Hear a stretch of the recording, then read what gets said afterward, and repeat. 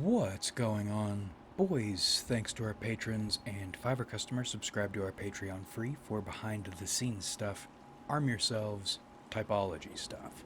We're talking a bit about the SI mindset and outlook today. SI assumes value in its experiences. Now, everybody does, but SI operates in a strange way, or a way that looks strange, in that it speaks almost entirely through experiences it's had. Like that Star Trek episode with the metaphors, or like that, oh boy, I don't remember the name of the book. I watched a video essay about it. But this species, or this people, in this fantasy series which speak solely through propaganda slogans. Not every SI type will do this. Some are better at hiding it. I've noticed extroverted SI types tend to have an easier time of sneaking around the fact this is what they're doing. Unless, well, ENFPs are the only exception to that. They do this too. But this is primarily centered in SI introverts. So the ISJs and the INPs.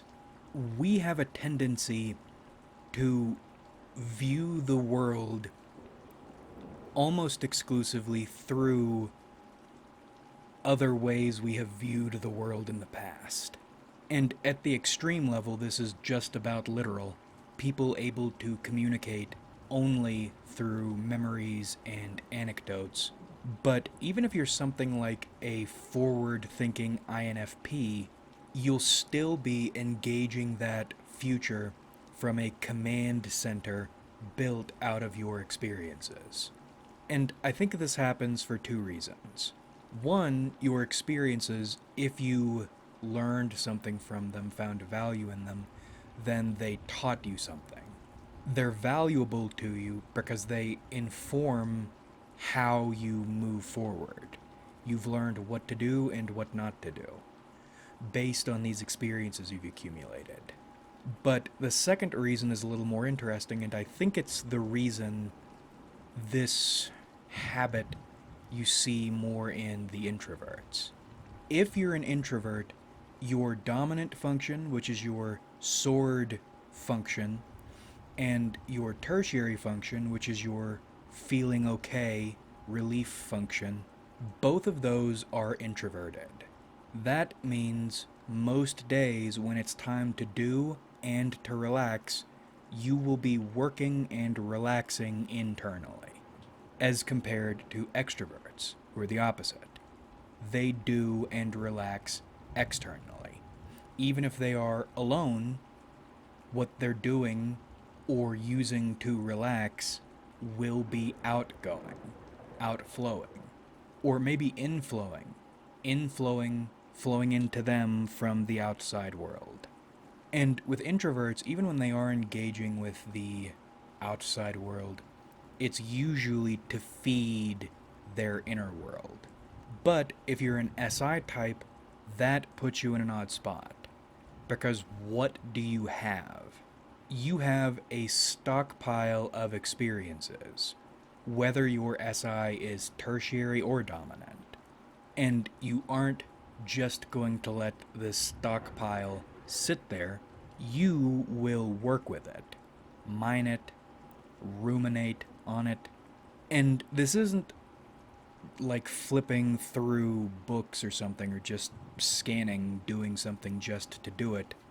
You're working with these memories, with these experiences, with these data-based sensations, these cases you've built. And that's what you're doing. You are building your cases further. This isn't idle. You are taking these memories and experiences and either attaching to them additional weight or finding within them additional weight. And you're doing this all the time. And that isn't a bad thing to do, as long as you're taking those lessons out into the real world and testing them and see what, or if, what you've come up with holds up. You're doing anything from deep drilling to grinding an axe. It's fun, it's valuable, I love it. It's like turning twine into gold. Taking what was one maybe educational experience and then turning it into a touchstone of your life. But it comes with consequences, and I never really thought about them. We'll start with the internal consequence. You are effectively chaining yourself to your past. And common consensus says that is something you shouldn't do.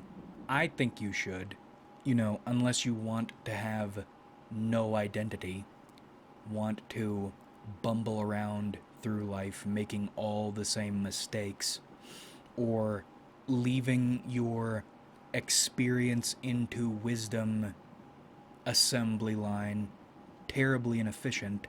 The common consensus is stupid, sentimental bullshit because people don't like feeling chained to their pasts, even as daily they chain themselves to their pasts. The point is, if you're doing this, don't expect any big, fresh starts in your life. Don't expect to become somebody totally different. If you're an SI type, you can try, and maybe you can accomplish those things, but you'll be doing it without one of your limbs. At best, you will be starting from scratch and hoping, you do the same thing all over again, hoping it'll be different. Because even if you want to, if you're an SI type and you succeed to an extent, you'll never erase the chains of the chains of memories you have built. It isn't something you can change. It's more something you are aware of and then make your peace with in relation to however you intend to deal with it. But then there's another side to this, and you see it when these sorts of SI types go out into the world and deal with people. It's like you're a kid who is protective of his or her toys and taking them into a crowded playground. Your experiences shaped who you are. In fact, your experiences are like personal sages helping you, teaching you to this day. And nobody gives a shit. Usually people get upset when someone intentionally or accidentally punches them in their introverted judging function. A punch to the TI will upset a TI dom. A gentle grazing of the FI balls will upset an FI inferior.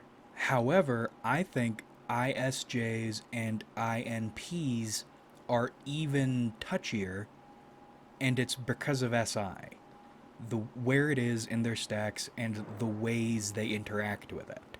An FI transgression without context might annoy an INFP, but a minor transgression that relates to one of their core experiences in some way will send them into a rage on a dime. You see something similar in INTPs. An INTP sees something they disagree with, but don't have much relation to. They'll think, that's stupid, and then they'll go on with their day. But they see or hear something that is, or they deem to be, incorrect, that relates to one of their core experiences, they lose their minds. And this is even worse with INPs who don't interact with the world very much, the real world. Because if the combination of an introverted judging function and their SI could be imagined as some abstract sage figure in their life, then these core experiences they have developed that aren't connected with reality, or maybe are only partially connected with reality, interact with their internal judging functions that are totally disconnected from reality, and then they don't want what they think they're learning to be challenged, so they don't go out and engage with the world, and it builds and builds and builds and builds. And well, I don't watch typology channels anymore, but I remember some channel in relation to INTPs called it the INTP Tower, going so far up your own ass, you've invented an entirely different universe you're living in. When you do finally interact with the real world, nothing you have learned you feel wise for learning in your fantasy land will have any carryover into the real world. You'll be helpless. People will think you're stupid. They'll look at you like you're stupid. They'll act like you're stupid because you are stupid. And not only is that a slight to your TI, worse, it's a slight to your SI, your cherished experiences. Because I don't think it's just that they don't work, which they don't, or that people are disrespecting them, which they should. It's more like a series of falling dominoes of identity. Your experiences aren't just called stupid, they don't just not work, they're also invalidated, and that disintegrates them. But those experiences are who you are, they're the only things you know, so in a sense, you disintegrate. You've been invalidated as a person. Which is why, when not just INTPs, I'm picking on them because I hate INTPs, INPs and ISJs are looping, they are insufferable. They start spiraling. In fact, I've been thinking all this over. I think that former president I've been dealing with at my job, I think he's an ISFJ, and I think he's going through one of these spirals.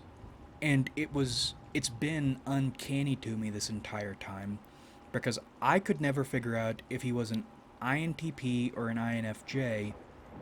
He had to be one of the two, but it finally dawned on me, dude is an ISFJ. But thanks to SI and FE, he hides what he is better until he starts spiraling, which is what's been going on. And that's been uncanny because I've been able to see myself in that.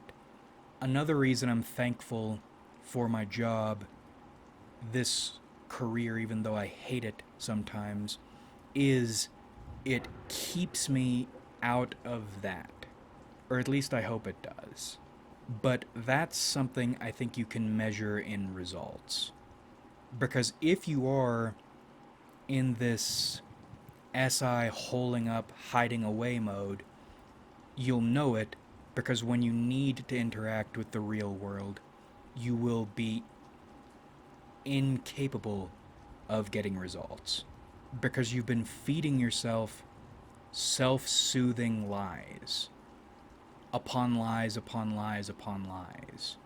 It's like doubling, tripling, and quadrupling down. Out of fear of recognizing what you are presently, i.e., nothing. Now, I think in this section of the video we started on one point but then stumbled into maybe 2 or 3 others. We aren't just talking about fear here, or invalidation here, or looping. We're also talking about the SI assumption experiences that have proven valuable to you will prove valuable to all other people. And I think that assumption comes from the fact these experiences have been valuable to you. Ergo, they must be valuable to everybody else. And furthermore, they must be shared. Now, I think the must be shared part is a younger or dumber thing Because when you go around trying to share your genius ideas, you learn two things immediately. One, your experiences or things you have learned don't work for everyone else. And two, it's probably better if you keep your mouth shut. Share your experiences selectively, with the understanding your experiences, the lessons you've learned, won't work for everybody. I've figured everything out guy is an annoying guy in all forms, but his vilest, most obnoxious form is young, introverted, has figured everything out, but not how to communicate. I've figured everything out guy. And I learned that both by being that guy and by attracting that guy every other day on this channel. And of course, this is not restricted to SI types. They really like talking about nothing. And you can tell, thank God, on some level they're aware they're fucking stupid because they will try to sell you on the things they are talking endlessly about. If you've mastered something, if you've figured something out, then simplify it as much as you can. Back to SI types. When you do all these things, an additional effect is you come across narrow-minded, self-centered.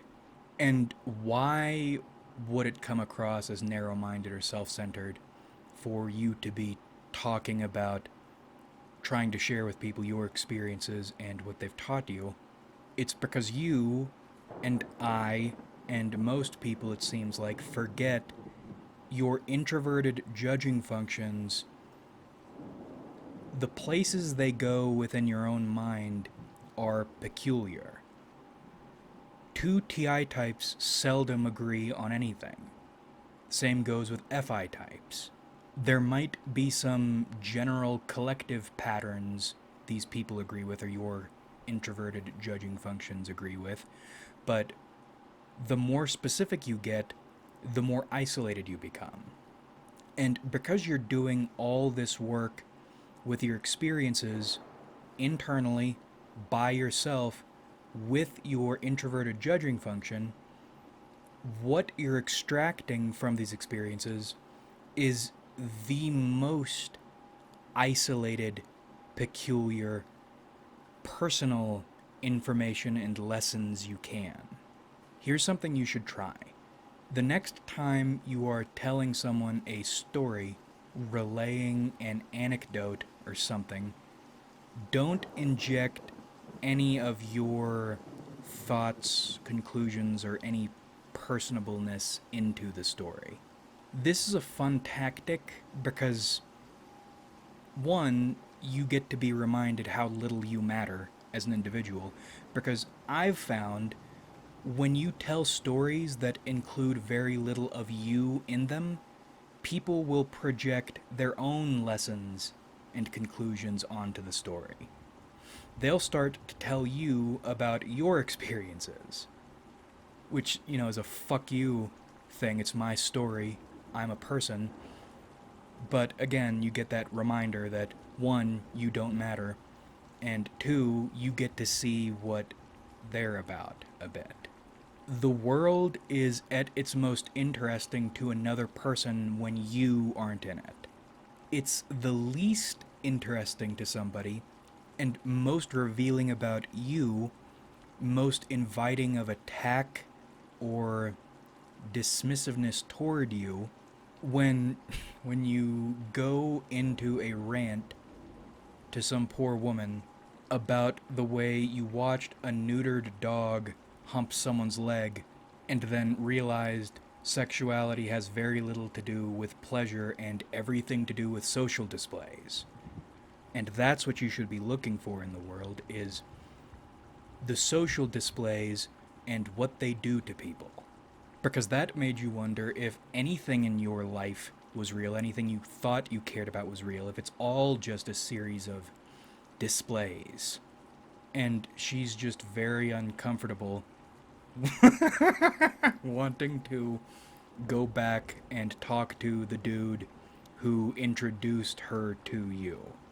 SI is at its most valuable and effective, instructive, even inspiring to you when it's most egotistical. It's strongest at its most narcissistic. You are the beast you worship. But as an SI introvert, you need to be cognizant of the way or the effect your SI is having on other people when you are trying to engage them with it. You should almost never engage other people with your SI the way you engage with it. I think it's great to share these stories. Like Chuck Palahniuk said, you know you've told a good anecdote when other people want to get in on it and tell similar stories or one-up it. But you can't engage people if you are concerned with having the final say, because in your mind, at your most effective, you do have the final say. That's not the way interacting with other people works. And it's so close if you can just keep yourself out of it. At least when you are out in the wild. But before we close out, let's think about two other things. First, SI extroverts. As we mentioned earlier, ENFPs are the only ones I've encountered who act a lot like SI introverts in the way we've just outlined. That's probably an FI thing, but the reason I think SI extroverts aren't as bad about this is because they aren't engaging with SI as much as you do or to the extent you do. And in fact, part of that equation, even though they do have it, they are repressing part of it. So even though it does matter to them, they'll be inclined to act stupid and obnoxious in different ways. And we'll need to do some thinking about why ENFPs are an exception here. It's definitely an FI thing, but I don't know what yet. And then the final thing is NI types. You might notice NI types, and especially the NI introverts. Well, actually, no, not especially NI introverts. This is an especially INJ thing. Although ENJs do it too, but it's to a lesser extent. They rant and rave about their personal experiences. What's going on there? First to note, you don't see ISPs doing this. It's actually kind of odd once you're aware of it. If you have ISPs in your life, you'll notice they don't talk about their pasts very often. I mean, they will, but it'll be occasional and it'll usually be low resolution. And it'll happen only because something in front of them has given them reason to think about it. It seems like with ISPs, probably ESPs too, their memories go into deep storage until there is reason for them to show up. But that should be a completely separate video we'll make once we are equipped to talk about that better. We mentioned them here only to demonstrate what INJs and ENJs to an extent are doing is not the same thing as what SI types do, because with the SI introverts, you do see that overlap. The ISJs and the INPs are very similar in this thing they do. I think INJs and sometimes ENJs are so wordy, especially about their experiences, not because they spend all their time ruminating on the past the way an SI type would, but more because they are trying to justify their introverted judging functions. Something I'm beginning to notice with NJs is because they lack SI, most of their ego and identity is wrapped up in their introverted judging functions. They don't cultivate a meat pile, so they specialize in trying to get their cleaver as sharp as possible. Because another thing you notice when you're observing these types, when NJs share anecdotes or experiences, the experience is never really the focus. The experience is fodder for an idea they're trying to push, and that idea they're trying to push usually relates to the persona they are trying to convince you of. An an SI type will go into a brutally rambling fucking story, not necessarily or primarily because they're trying to convince you of something about them or something they're trying to push on you. It's an inversion. They're telling you this stupid rambling story because to them the story is like a monument. The story is what created them. Maybe that's where this SI self-centered reverence for their own experiences comes from. I am telling you this shitty story because this shitty story is what made me. It's like if a mountain gave a person power, you're the mountain is part of you, it's part of your identity, but you revere it because you wouldn't be anything without it. An SI type, I think, feels like they wouldn't be anything without their experiences. So when they're telling you about one of their experiences, they are trying to boost their ego, but they're doing it by pointing you. It's like pointing at your cooler friend to try to make yourself look cool. That's what you're doing with your experiences. It's you, but it's not exactly you, but it's why you are who you are. That's why an SI type goes through this fucking story. When an NI type relates one of their experiences, the experience or the story itself almost never feels like it matters, or like they care about it outside its ability to prove the point they're making. That's one of the reasons NJs tend to oversell when they share their experiences. It's actually one of these moments retardation is a valuable thing if you value truth. When an SI type tells you a story and they have lower social awareness, they don't embellish it, they just drop a pile of shit and then stand in awe of it, expecting you to be in awe of it because they are. When an NI type tells a story, they oversell it because in their mind, the story isn't really what matters. If they could have their way, you would just believe what they're telling you or view them the way they want you to view them without your needing to, listen to any of their lore. Whereas with SI types, it's all lore. Now, of course, that isn't always the case with NJs. They do have stories they care about, but even with those stories they care about, it's more about sharpening that edge. Their entire life hinges on that introverted judging function, so it's a shame they have such a poor grasp on it.